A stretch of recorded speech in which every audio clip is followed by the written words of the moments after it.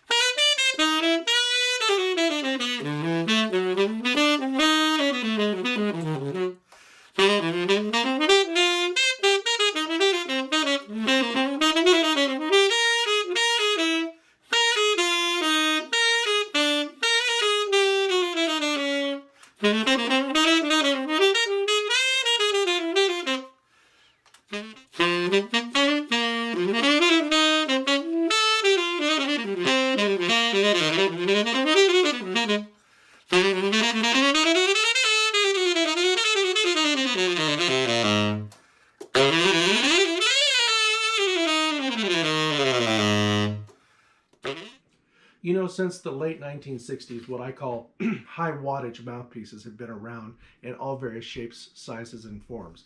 And they have a lot of different names. For example, Runyon, Gardala, Dukoff.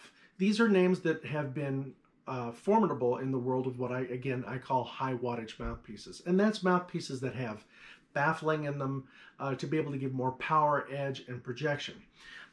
So when Matt Lee contacted me and said, I want you to review the new Soul Machine, I asked him, well, what is it? What is it about? He says, well, it's a sexy, powerful, colorful, edgy mouthpiece. And I thought, okay, this was a vast departure from the throwback that I reviewed a number of issues ago.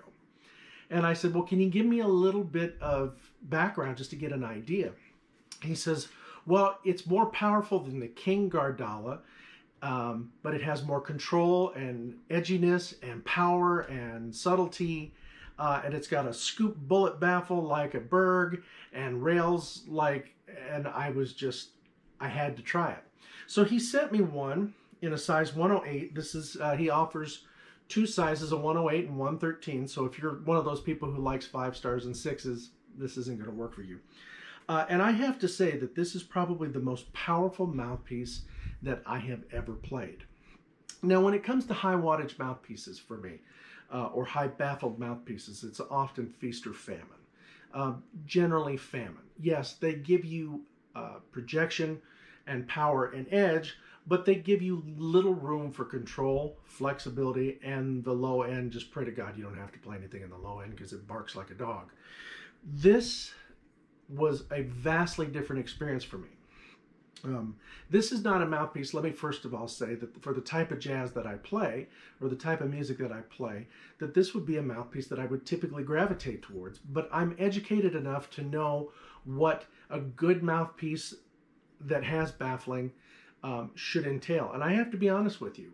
Playing this mouthpiece took quite an adjustment, and it wasn't anything that was wrong with the mouthpiece. It was dealing with the preconceptions of over 35 years of playing, of when a mouthpiece plays with this much projection, you're going to sacrifice this around middle G or low G. You're going to sacrifice this down low E, low D, low C. You're not going to be able to attack these things. And so I instantly started to compensate for problems that this mouthpiece didn't have. I will tell you, this is a crazy mouthpiece. First of all, aesthetically, this is beautiful. This is not silver. This is actually brushed bronze. And I thought it would perform a little bit brighter, but it's actually a darker sounding metal. It has the whole thing is well machined. It's CNC machined on a 5-axis machine.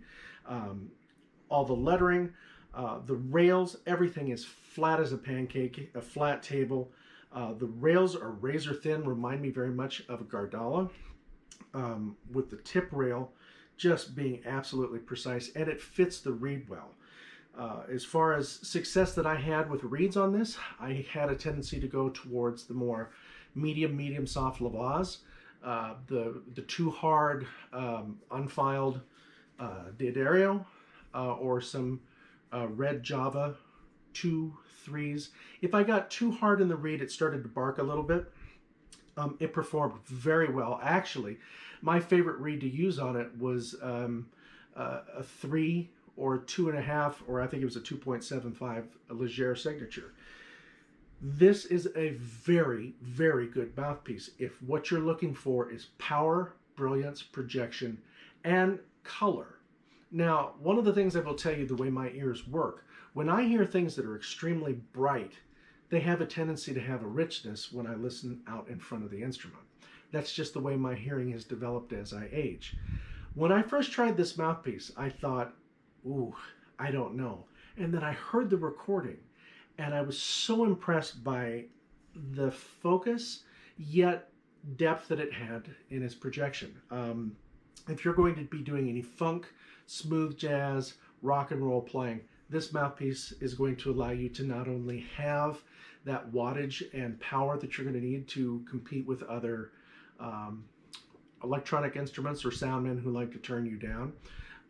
This is going to be a mouthpiece that is actually going to make you sound good, not just loud. It comes with a H ligature and cap, and I will tell you though, this is on the bright side of the spectrum. Again, what I said, it is probably the most powerful mouthpiece I've ever played. You'll want to check out the photos on the online review. It has an incredibly high baffle, and then a deep scoop into a medium chamber that's bullet shaped that reminds me very much of a Berg Larsen. But right before that is just ever so slightly a little rollover. I'm just constantly amazed when I test mouthpieces like this, how people come up with new things to get new sounds. This is, if you're in the market for a high-powered mouthpiece that's going to allow you to achieve your sound and not give you all the headaches that you've experienced, this is certainly a mouthpiece that you want to check out. Now, this is not for the faint of heart. This sells for about $600. So if you're thinking that a mouthpiece is going to, if you pay that much for a mouthpiece, this is going to give you the sound that you haven't had, you're crazy. No mouthpiece. Matt's good, but he's not great. He can't make a mouthpiece that's going to give somebody with a bad sound a great sound. This is just going to make the sound you have a lot more brighter, project more. So if you don't have a sound concept, this is going to make you really, really annoying. But if you know how to play a mouthpiece like this, if you have a sense of what a mouthpiece like this can do, it is an excellent, excellent investment.